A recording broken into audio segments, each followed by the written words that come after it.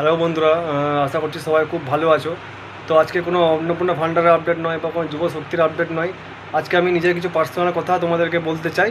তো আশা করছি ভিডিওটা ভালো লাগবে, তোমরা শেষ অবধি ভিডিওটা দেখো। জবে থেকে যেদিন থেকে অন্নপূর্ণা ভান্ডার অনলাইনে অ্যাপ্লাই শুরু হয়েছে, সেদিন থেকে আজ এই প্রথম মনে হয় আমি এই রাত 10টার আগে ঘর ঢুকলাম। বাকি বাড়ি ঢুকতাম আমি 12টা 1টা, এমনকি এমন রাত গেছে বা এমন দিন গেছে যে 3টে 3:30টার সময় আমি বাড়ি এসেছি।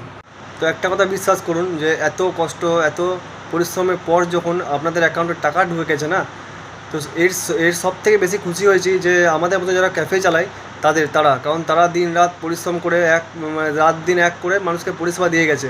এরপর যখন আপনাদের টাকা ঢুকেছে তখন খুবই আমাদের মতো যারা ক্যাফে চালায় তারা সত্যিই খুবই খুশি হয়েছে। আমি তো হয়েছি, বা আমার কাছে যে ফর্ম ফিল আপ করে যে টাকা পেয়েছে আমি খুবই খুশি হয়েছি।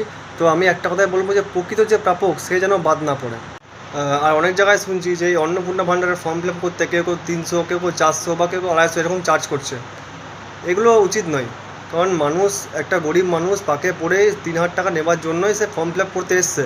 কিন্তু সে তার জন্য যে তার কাছ থেকে 200 টাকা 300 টাকা করে নেবা, সেগুলো তো উচিত নয়। তো এরকম কেউ করবে না। আমি প্রত্যেকজনের কাছে ফর্ম ফিল আপ করতাম 100 টাকা করেই চার্জ নিতাম, তাতে তার 6টা ফ্যামিলি মেম্বার থাকুক বা দুটোই থাকুক, 100 টাকা করেই চার্জ নিতাম।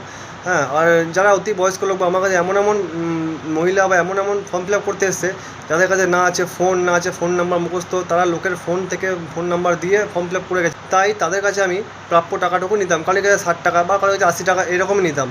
তাই যারা 200-300 টাকা করে নিচ্ছ তারা মানুষ দেখে লোক দেখে নাও, কারণ কোনো গরিব মানুষের কখনো সুযোগ নিও না। তো সবশেষে একটা কথাই বলবো, যে সবাই যেন, প্রত্যেকটা মহিলা যেন 3,000 টাকা করে প্রত্যেক মাসে মাসে পায়, যে অরিজিনাল প্রাপ্য সে যেন 3,000 টাকা প্রত্যেক মাসে মাসে পায়। সরকারকে এটুকুই বলবো। আর যাদের রিজেক্ট হয়েছে তারা যেন কীভাবে সেই ফর্মটাকে আবার এডিট করতে পারবে বা সংশোধন করতে পারবে সেই নিয়ে একটা এডিট উইন্ডো বা কোনো বিকল্প ব্যবস্থা শুরু করুক সরকারকে, এটাই বলবো।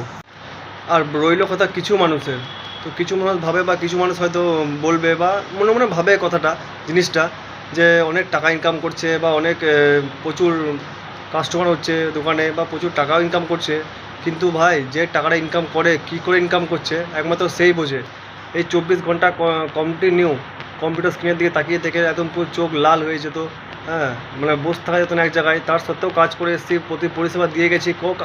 কাউ মেন ব্যাপার, কাউকে ঘোরায়নি। যতক্ষণ আমার দোকানে লোক ছিল আমি ততক্ষণ সবাইকে পরিষেবা দিয়ে গেছি। তো যাই হোক, তো তোমরা আমার পাশে থেকো, আমার চ্যানেলটাকে বা আমার পেজটাকে ফলো করে রেখো। যত কিছু চাকরি সংক্রান্ত হোক বা ইনফরমেশন বা এরকম কোনো অন্নপূর্ণা ভাণ্ডার সামনে আসছে, আবার যুবশক্তি বা যুবশক্তি, তো সমস্ত কিছু আপডেট পেতে বা সমস্ত কিছু আপডেট আমি ভিডিওর মাধ্যমে দিয়ে দেবো। তো তোমরা ফলো রেখো। তো সবশেষে